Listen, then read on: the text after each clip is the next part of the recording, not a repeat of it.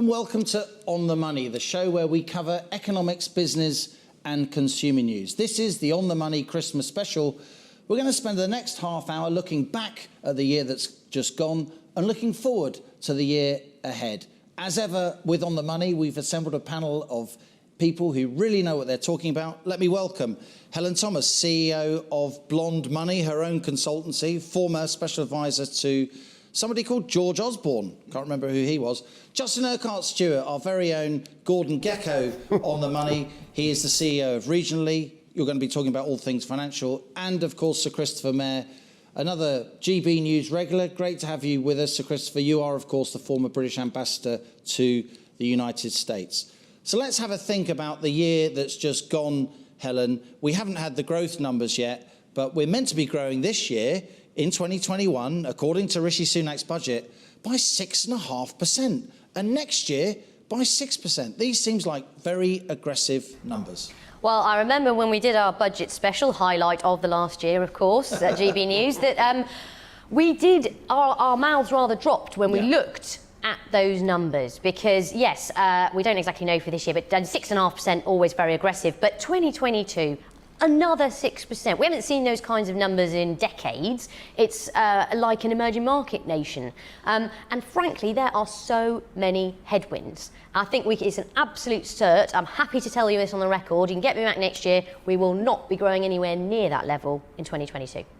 Justin, what do financial markets think about these growth assumptions? When the budget came out, we sort of took them on the nod, didn't we? The Office for Budget Responsibility, of course, had come up with these numbers, and we thought, well, maybe, maybe not. Since then, we've had all these supply chain issues. We've had a lot more inflation than some of us, not all of us, predicted. What do you think about these growth numbers? Well, when we were talking about on the day, we went through all the little handouts that were going on, then we had the growth figures. This sounded like Gordon Brown's last budget, and it was just operating that way. It did not bear any that great connection to really what was going on.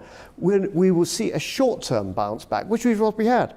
After that, it's going to be really painful and difficult. So I agree, we're not going to see those growth figures at all. So it lost credibility very quickly.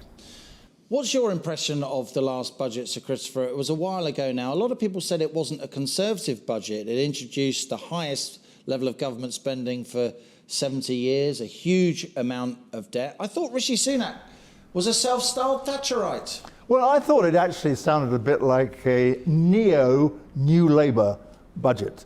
And I thought someone's been listening to Tony Blair, of blessed memory, and it's not just the Labour Party of today, but it also one or two Conservatives also, who have seen a way of occupying the middle ground to take them through the 2024 election. Well, that's the one in America, but it's somewhere around that time, isn't it? Certainly is.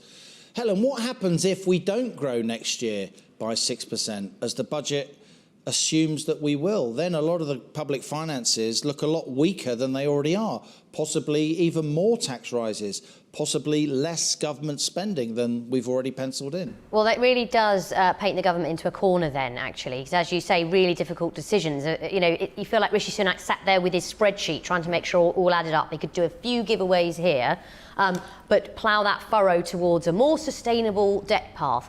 But I think, I might get whoever said this quotation wrong, Muhammad Ali, but you know what? It's always a great plan until you get punched in the face. And frankly, that's what we keep getting. And I think, it's COVID, it is the technological revolution, the way we're living and everything online. Our behaviour has changed. We are doing things differently. Eventually, we'll get into a more settled growth path, and some of it will be really good. But it's going to be inefficient. That means growth will be lower than would otherwise be the case. And that creates a political dilemma of exactly the one you've talked about there, which is after throwing all this money at all the problems, what are you going to do when the numbers don't add up? We were looking really good economically in the summer, weren't we? And GB News, On the Money, we're generally an optimistic bunch. But it must be said, with the best will in the world, Justin, as we've gone into the autumn and then into the winter, the fourth quarter, if you like, of 2021, the economic outlook has got a lot gloomier. The figures started changing, and suddenly realising actually those numbers we heard before just didn't seem to live up to it. But also, this is an item you've focused on immediately, inflation was coming back. And so the Treasury say against inflation, it's just an annual thing, it'll wash off. But how much is actually embedded?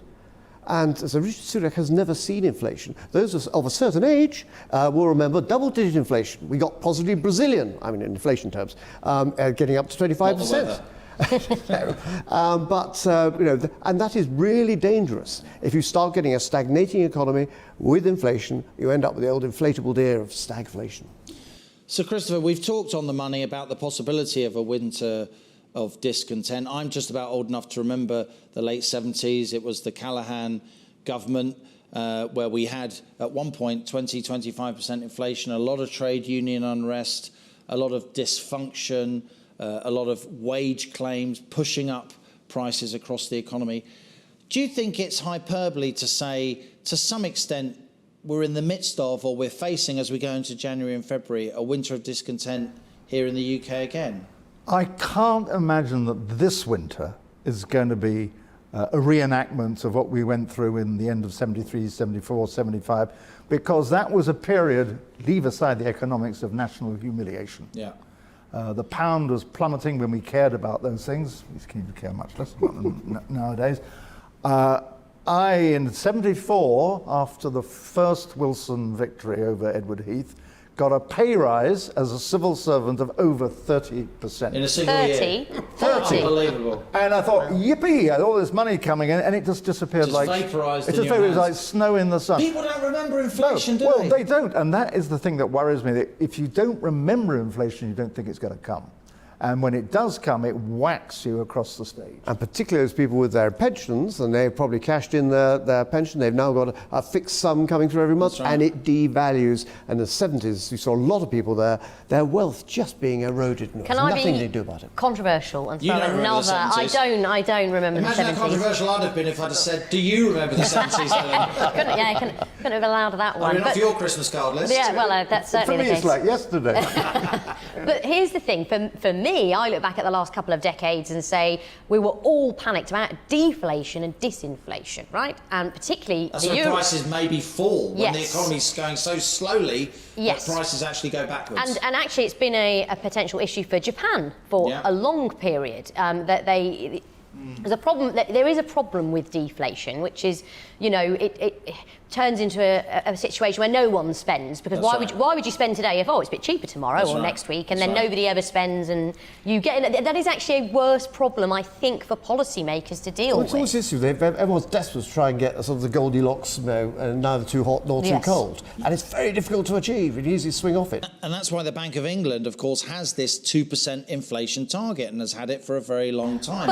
But we're way above that now. We're at 4-5% inflation. In Germany, they've got 6% inflation. In the States, they've got 6% inflation as we film this discussion. Do you fear that we could go back to the really big inflation of the 70s? I mean, I'm no economist. I'm no businessman. I'm no captain of industry. But the thing that worries me more than anything else is you have all this quantitative easing. All that money printing by the central All bank. that money printing going on, and then your own government buying it and then flogging it off again as bonds or whatever happens to this cash. Sooner or later, and you tell me, you guys, isn't this going to erupt like a massive boil, and vroomf, and that will be in the form of the kind of inflation that we had in the early 70s. Not this winter, but sooner or later that must come down the track. Yeah, you look at so much a winter of discount tents. He's been on the sherry. Well, already. But they had, it'll be with spring, when suddenly the cap comes off those gas prices and people look at their fuel bills and go, whoa, hang on a second, what's happened? Indeed, we had one lifting of the price cap, didn't we? 4 households in October, and we've got another one in April. But businesses don't have capped energy prices.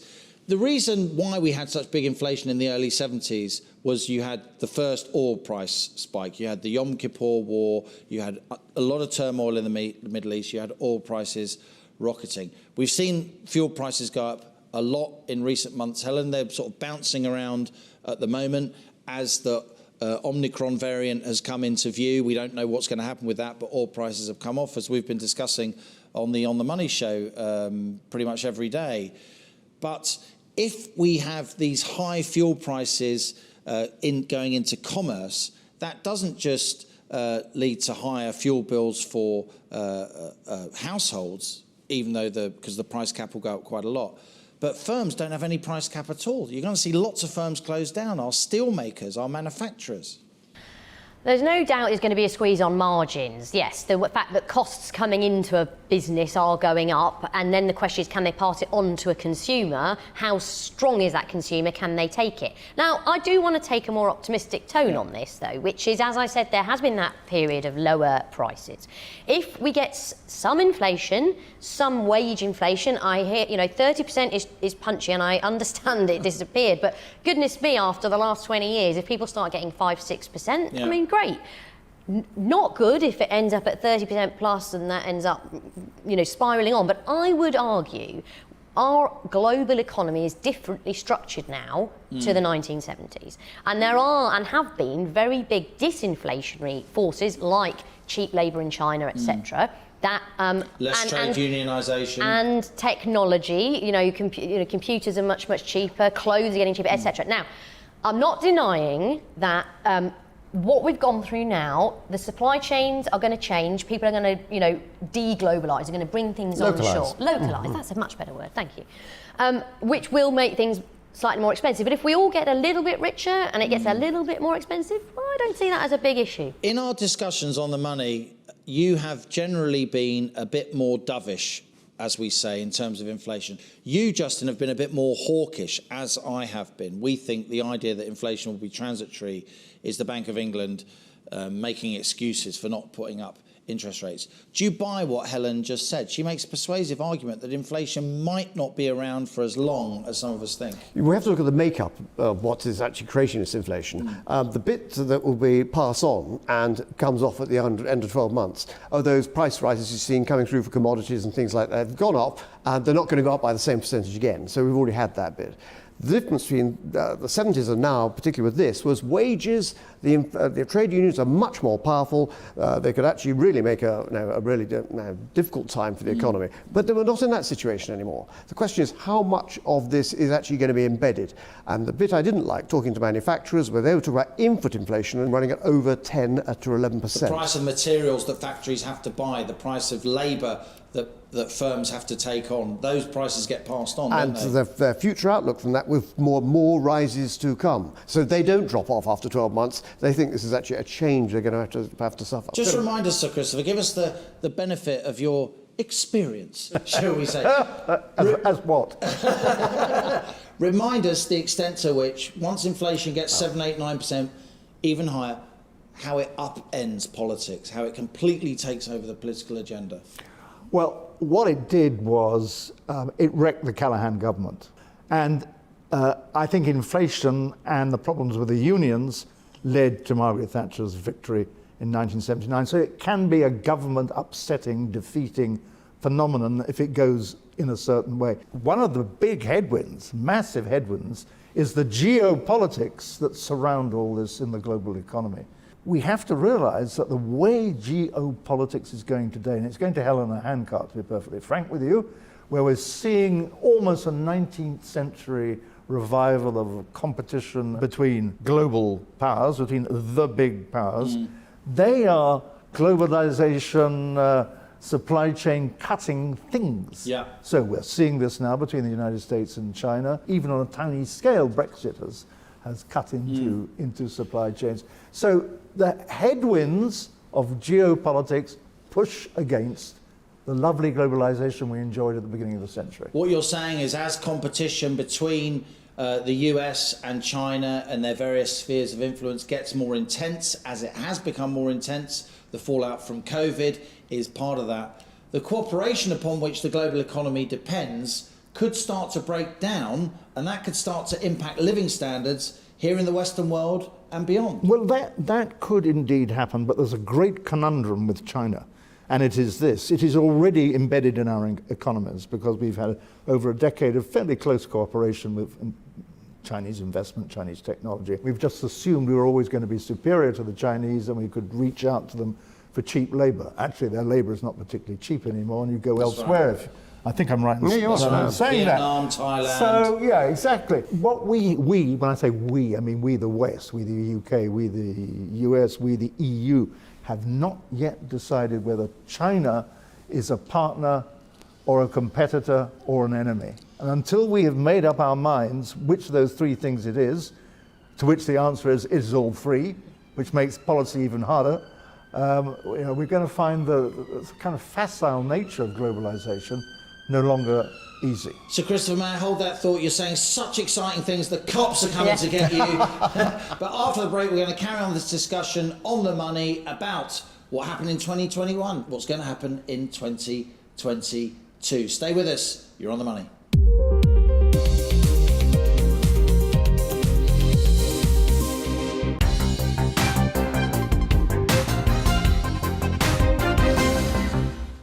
I live in North London. I'm from Islington. I'm a barrister. I'm married to a really successful barrister who's become a judge, a High Court judge. He was knighted. He's now in the Court of Appeal. I'm very proud of him. And we've done well, you know, and I talk like this. But there's kind of another side to people. I mean, as with caricatures, there is some germ of truth, but quite often they paper over the real truth. So just like people say about Islington, you know, they say that they think about like Georgian squares and cappuccino bars and all of this, right? And that's absolutely true. But also, we've got the worst mental health statistics in the country. We've got, I think, the 4th or 5th worst child poverty statistics in the country.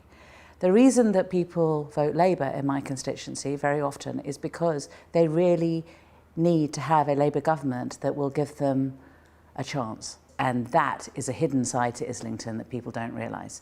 You know, nearly half of the children in my primary schools are on free school dinners, you know, so therefore their parents are on benefits.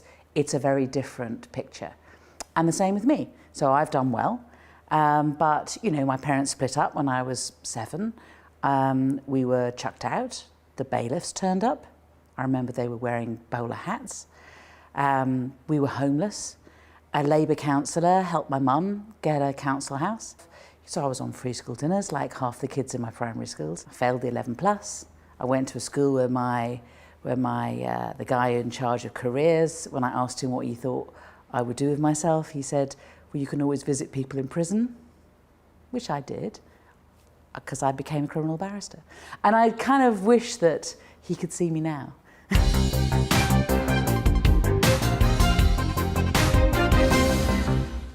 You're watching GB News live across the UK and the world on our digital stream. GB News is Britain's news channel. We are the UK's home of discussion and debate from all perspectives. We are here for you. Don't forget to join our YouTube community by clicking on that subscribe button. And if you want the GB News app, you can click and catch up on programmes anytime. We love to hear from you, so email us. gbviews@gbnews.uk. Thanks for being part of the GB News family. My name is Andrew Doyle. Join me every Sunday evening at 7 p.m. for Free Speech Nation. This is a show where we address current affairs and news stories of the week with the help of 2 wonderful comedian panellists. I brought in comics because I want to give it a lighter edge, and also they work for less. See you there.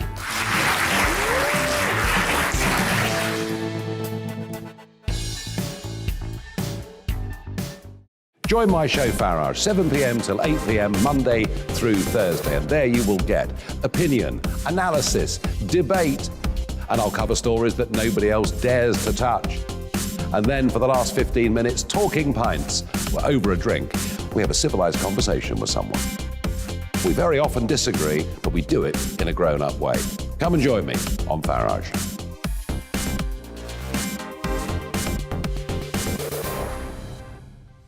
I'm Colin Brazier. I've reported from more than 70 countries around the world, covered wars from Afghanistan to Iraq, from Lebanon to the Balkans. I'm trying to bring that experience, that feel for events, to the studio. And something else, I'm ready to give an opinion. Today's stories with a spark. Brazier from 8 p.m. weekdays on GB News.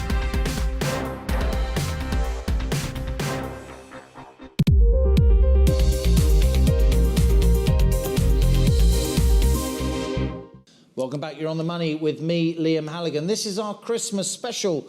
We're discussing economic, business and consumer trends in 2021 and looking forward to 2022. My panel is still with me here. Helen Thomas, CEO of Blonde Money, Justin Urquhart-Stewart of Regionally, and of course Sir Christopher Mair, former British ambassador to the United States.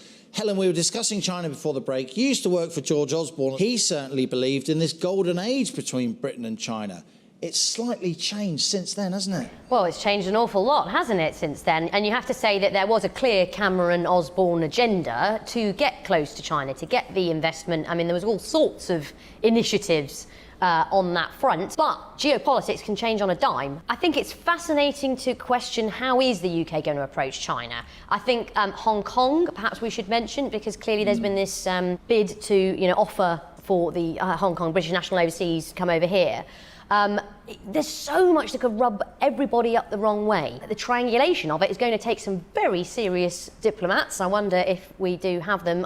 Quite clear they're not in number 10 from what I can tell. Justin, the idea that COVID began in a lab in Wuhan and then escaped, not escaped because it was aggressively,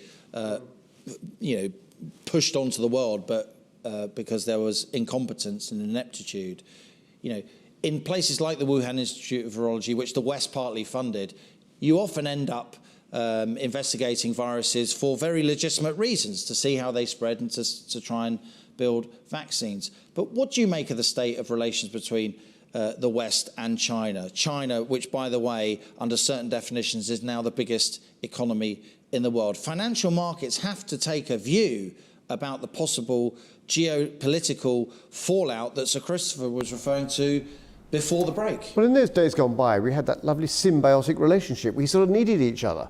They needed us because they needed the trade, America especially, their largest trading partner.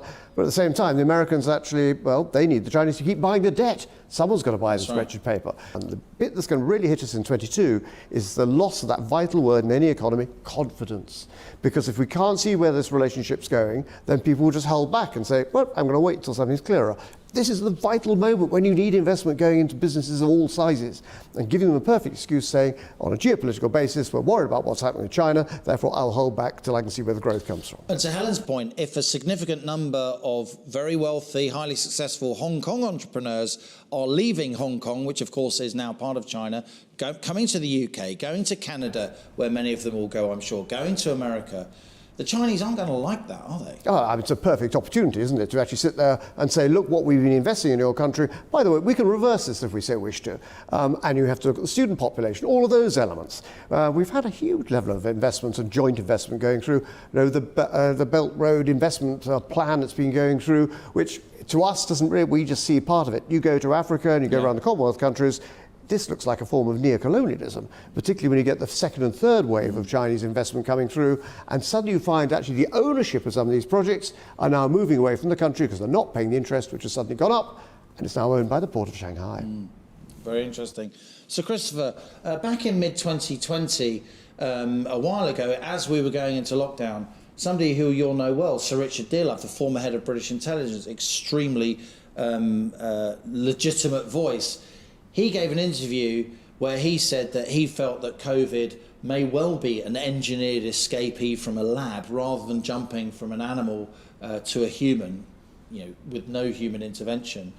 What are the implications if that's true? Because that was seen as a conspiracy theory. It was seen as a mad idea. Now the World Health Organization, the Pentagon, the US State Department, a lot of very respected organizations think that may be the case. What are the geopolitical implications if that is the case? Well, you only need the suspicion to be there to create damage in the relationship. I think people really know about these things like Matt Ridley, who's written a lot about it. Yeah, the journalist and scientist who's just written an excellent book on the origins of COVID. And I think his verdict, and I'd rest with him because he knows a damn sight more about it than I do, is that we'll never be able to prove whether it's zoonotic, I believe is the right word, or whether it was artificially engineered in a laboratory and escaped either inadvertently or deliberately. But what we can say, I think, with all certainty, is that the Chinese obscured the facts immediately afterwards, and maybe continue to do so. Now, that does not create the confidence of of which you speak. And then there's something else to bear in mind. I mean, as far as I'm concerned, everything's on the negative side at the moment, almost everything. Is that as we try and follow up COP26, to which the Chinese contribution was, how can we put it, lukewarm at the very best, it is going to get to net zero. You're going to need much more electric vehicles, stuff like that, and you're going to need certain minerals like cobalt, the rare lithium, earths, and for those batteries, for those electric vehicles. And who is the big power in the Democratic Republic of the Congo at the moment, which is one of the major sources of cobalt, but the Chinese Republic. So I think what we haven't thought about either is the geopolitics of COP26, which is going to exacerbate competition between the great powers rather than ameliorate it. See, whenever he speaks, the cops come. He's so interesting. Now he's free from civil service constraints. So Christopher mentioned COP26, of course, a big event of the autumn that we've just seen. The Chinese didn't really turn up, certainly not the big guns from China. How do you assess the politics of COP26, Helen? What we've been covering on the money over recent weeks and months is the fact that the cost implications are now coming to the fore.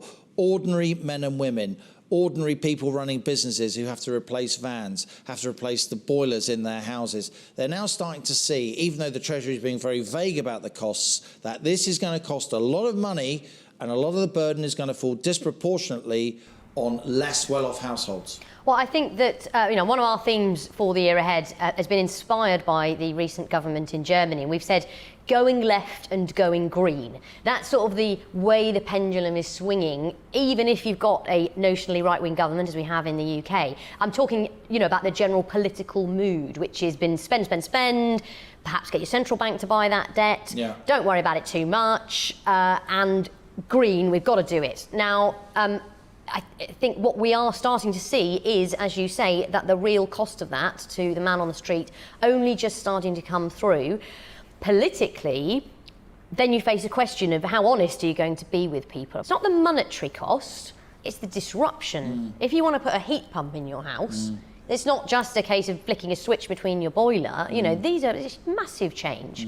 Now, 27 million houses across the UK. You're going to put a heat pump in everyone? But one that may need to be done. I mean, I go back to thinking about, I guess, the 1910s, 1920s. People would have... let's look back at that, OK? Let's look back at the streets of London, paved with horse manure from the horse and carts. And we look back and say, that's disgusting. How can they do that? And then, of course, the car comes along and revolutionises things.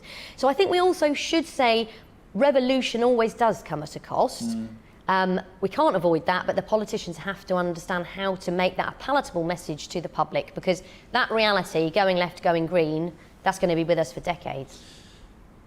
In the financial world, people are investing, aren't they? They're investing in renewables, they're investing in wind and solar. They're starting to reinvest in nuclear, which is seen increasingly to be part of the net zero solution.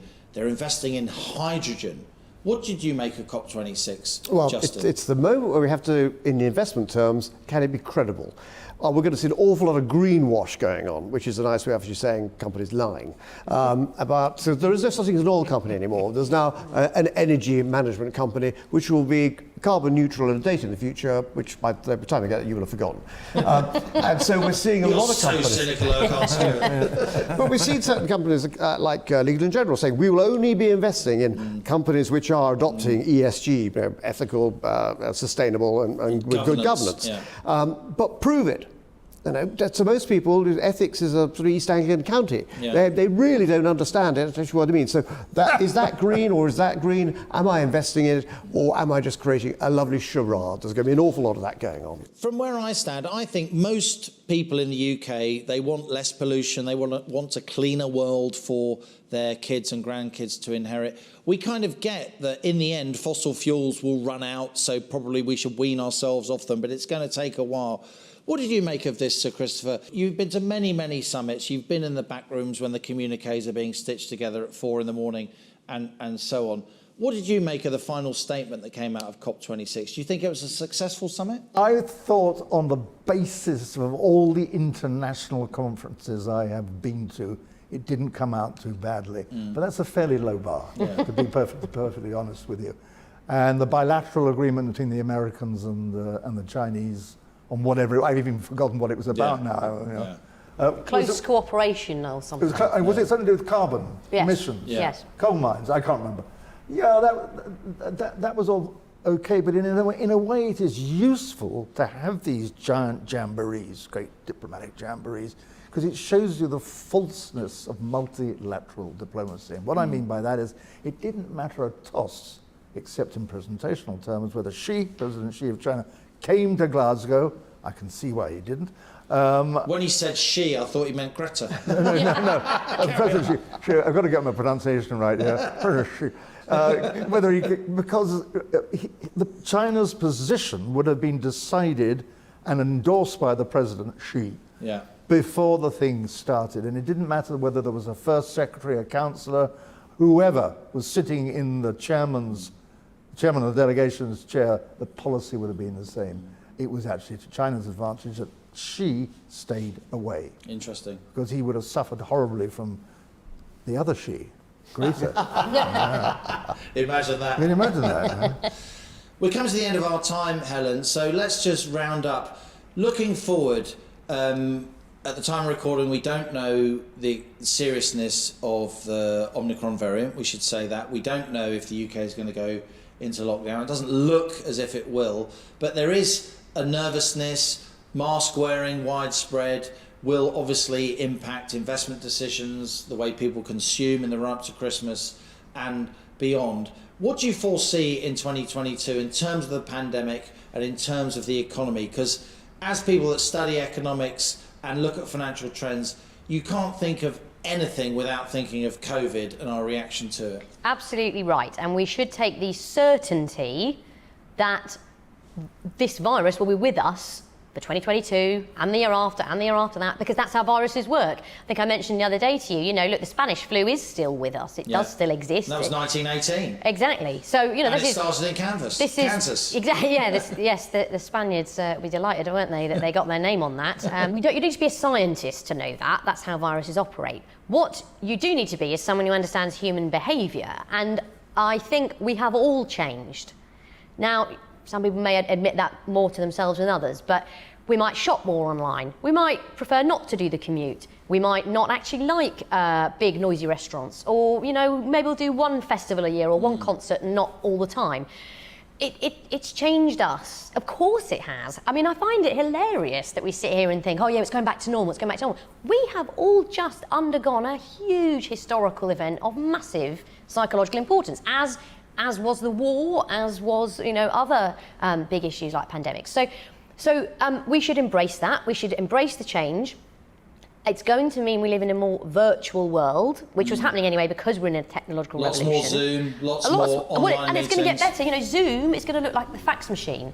In the future, we'll probably, we might well be doing this as holograms. But most of the population, they don't work on their laptops in their nice conservatories in their big house. There is something in that, Liam, that's for sure. A big proportion of the economy, they're hands-on. They work in restaurants, they work in factories, they work on building sites, they drive taxis. There are some things you cannot do virtually, but what I'm trying to get at here is to say that basically the economy, all the pieces of the jigsaw puzzle thrown up in the air, we're all acting like they're back down again, but they're not.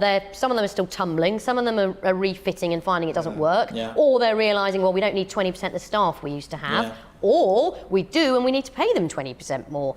These are huge economic changes, and so it's going to make things more inefficient, growth will be lower. A new normal, Justin, for households, for firms, for investors? It's going to be new, I don't think it's going to be normal, but what's going to be interesting is companies are learning to live with this now. Over the past 2 years, you've seen how they've adjusted, how they've changed, and been able to adjust whether it's their supplies, may increase, as we talked about earlier, localization, and businesses still setting up. I'm amazed at it is bravery of people going out and saying, I'm now going to set up a business in the face of this pandemic, and the fact maybe another lockdown coming through, that's what they're going to have a go and try and do it without government money.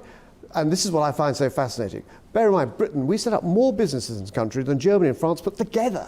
We're really good at starting them. And there's been a huge increase in business creation since Lockdown. Which has been great. Well, I'm rubbish at financing them in their growth, but that's another issue. But the positive line is I'm seeing a lot more of this localization of manufacturing and other service businesses, which otherwise would have been done elsewhere, and people have taken the initiative to change. That's what we've got to support. So, Christopher, when future historians look back on this year, on COVID, on lockdown, what will they say?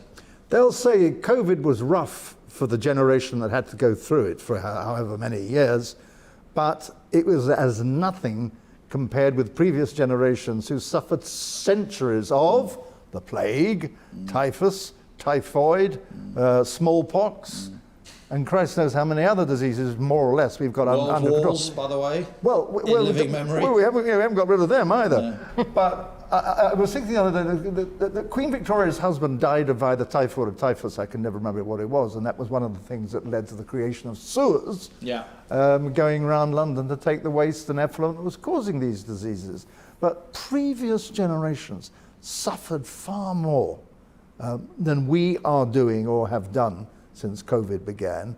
And the thing that gives me a positive, you've inspired me, Justin. The thing that makes me feel a bit more positive, actually, after all, is COVID comes along and we devise and administer vaccines at a pace never seen before. And when adversity comes, there is something in the human spirit that says, bugger this, can I say that? We will overcome this. And the ingenuity that lasts years to bring to a fruition in 2 months produces something. That is where hope rests. Well, I'm glad we've rounded off this discussion on a positive note. It's been a tough discussion, but we've had a tough year, and hopefully we'll have a much better year in 2022, both the UK and the rest of the world. So thanks for joining me, my expert panel, Helen Thomas, Justin Urquhart-Stewart, and Sir Christopher Mayer. Thanks to you for joining me at home. If you've enjoyed this discussion, why not check out my daily On the Money show, GB News, Monday to Friday at 1 p.m. Thanks for joining me. Merry Christmas to you and your family, and all the best for 2022. This is GB News. I'm Liam Halligan, and that was On the Money.